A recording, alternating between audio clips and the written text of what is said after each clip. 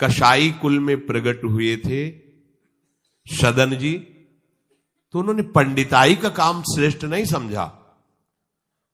स्वधर्मो निधनो श्रेया परधर्मो भयावहा। वो अपना धर्म का, ऐसे ज्ञानी महात्मा थे कि बड़े बड़े संत उनसे सत्संग करने जाते थे, और ऐसी निष्ठा थी कि विचलित नहीं हुए, हाथ कटवाले विचलित नहीं हुए। जा रहे थे जगन्नाथ जी के दर्शन करने, तो संयम से चलने वाले पुरुषों के चेहरों में आकर्षण ही होता है। भिक्षा के लिए तो एक माता ने देखा तो आकर्षित हो गई, उसने कहा यहीं पा लीजिए भिक्षा। संत हृदय उनका पा लिया। तो आप कहां जा रहे हैं? जगन्नाथ जी के दर्शन। तो अब तो शाम होने वाली, यहीं रुक जाइए, कल चले जाना। बड़ा भाव देखा, रुक गए। वो रात्रि में उनके पास आई, गलत भावना प्रकट की, तो कहा कि तुमको तो ऐसा सोचना भी नहीं चाहिए, तुम्हारे तो पति विराजमान है। तो उसको लगा कि इनका आशय कहने का है कि तुम्हारे तो पति, अगर पति ना होते तो काम अग्नि ऐसी होती, बुद्धि भ्रष्ट कर देती।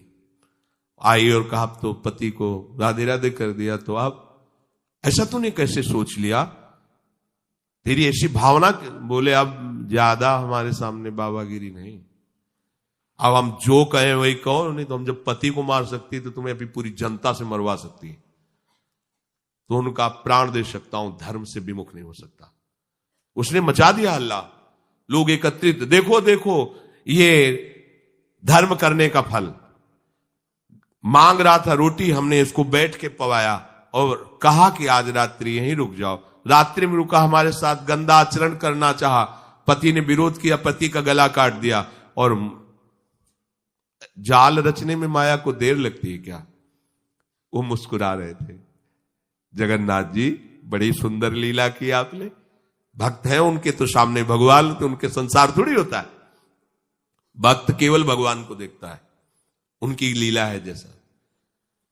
एक साधु जा रहे थे, तो तरबूजे का खेत था, रखवाला उधर कहीं छुपा हुआ था, तो उनको लघुशंका लगी, तो मेड़ के इधर लघुशंका करे थे, इधर तरबूजे का खेत था। उसने समझा कि कोई तरबूजा चुराने के लिए झुका, तो लाठी लेकर सीधे आया और पीछे से लाठी मारी। अब मस्तक खुल गया, रक्त बहने लगा। जब वो घूमे तो देखा कंठी तिलक महात्मा। उनका अरे महाराज, हमने समझा गांव का कोई चोर है तरबूज चुराने के लिए। तो उनका हम तो जानते हैं ना आपको, आप ऐसे ही लीला करते रहते हो। बोले नहीं, हमने पहली बार किसी को मारा है, दोबारा नहीं। बोले हम जानते हैं आपको। तो बोले महाराज क्षमा करो, चलो आपको अस्पताल ले चलते हैं। बोले ये भी हम जानते हैं आपको। और वो तो अपने भाव में वहां ले गए, डॉक्टर ने पट्टी लगाई और एक आदमी आया और उसने कहा साधु को कोई ऐसा पीड़ा दे सकता है? तुम चिंता मत करो। गरम दूध लाया, मीठा करके पिलाया, कहा महाराज आप चिंता मत। बोले हमें चिंता नहीं, लेकिन हम तुम्हें देख करके कह रहे इतना छलिया हो तुम। मतलब हमने क्या, दूध है, चीनी है, इसमें मिला दिया हमने, कोई और तो इसमें जहर तो मिलाया नहीं। हम जान रहे हैं ना, तुम ही वो पहले लाठी से मारा, फिर अस्पताल लाए, तुम ही ने पट्टी बांधी और तुम ही हमें दूध पिला। बोले महाराज नहीं, ऐसा ऐसा करके फंसा क्यों रहे हो हमको? हमने ऐसा। बोले हम तो अब तुम हमें भुलावे में नहीं डाल सकते, तुम ही हो, तुम ही हो। वो अपने भाव में है, वो सामने वाले के। तो साधु अपने भाव में होता है। तो सदन जी आनंदित है, हे भगवान ये तुम्हारी लीला है। राजा के पास सुबह पेश किया गया उनको बांधकर। उनसे पूछा तुमने अपराध किया? तो उनका ऐसा नहीं। बोले ये आपके, तो बोले जो कह रही है इसमें भी भगवान की कृपा है। अब वो इस बात को समझ नहीं पाए। एक बार उन्होंने कह दिया ऐसा नहीं, पर जब दोबारा कि ये तो सत्य कह रही, तो उनका ये भी भगवान की इच्छा होगी, इसमें भी भगवान की कृपा है। तो बोले इनके दोनों हाथ काट दिए जाए। साधु है, प्राणदंड तो नहीं, इतने हाथ काट दिए गए, छोड़ दिया जगन्नाथ जी के सामने। हाँ प्रभु, हाथ तो वही ले लिए थे, ले जोड़ के प्रणाम करते आपको। वो आप तो सब जान ही रहे, अपराध नहीं, इसलिए देखो हृदय आनंदी थे इतने कष्ट में। और जे भी ऐसे हाथ जोड़ने को किया, नवीन हाथ जागृत हो गए।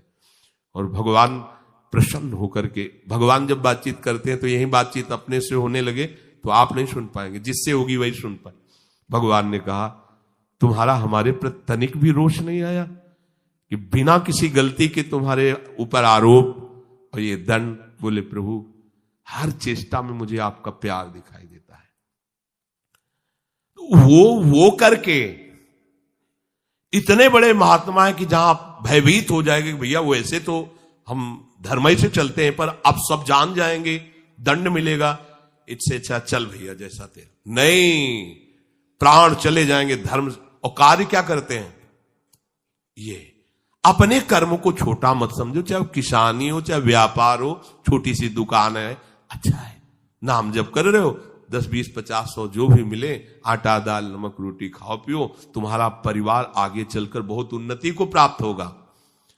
बेईमानी करके अधर्म आचरण कर करो तो भैया देख लेना, ऐसा होगा कि तुम सोचोगे कि हमने पाप किया है। सोचोगे एक दिन तुम्हें बैठ के रोना पड़ेगा अपने परिवार के लिए जिनके लिए तुम पापाचरण करते हो।